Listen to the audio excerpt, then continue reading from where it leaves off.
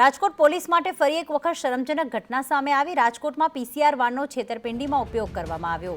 PCR વાનના 2 driver સહિત 6 આરોપીઓની ધરપકડ। સસ્તા સોનાની લાલચ આપીને 6 લાખની છેતરપિંડી કરવામાં આવી। મયુર સોની અમારી સાથે જોડાઈ ગયા છે। મયુર, કઈ રીતે આખો પીસીઆર વાનનો ક્રાઇમ માટે એટલે કે ગુનો આચરવા માટે ઉપયોગ કરવામાં આવ્યો છે? પ્રીતિ, રાજકોટના આલાબાઈ ભઠ્ઠા પાસે એક ચાની કેબિન ધરાવતા વ્યક્તિ છે, તેને સસ્તું સોનું મળી જશે તેવી લાલચ આપવામાં આવી હતી। આરોપીઓની ટોકરીએ સૌથી પહેલા તો તેને લાલચ આપીને થોડું સોનું આપવાની કોશિશ કરી છે, ત્યારબાદ તેમની પાસેથી 6 લાખ રૂપિયા પડાવી લીધા હતા।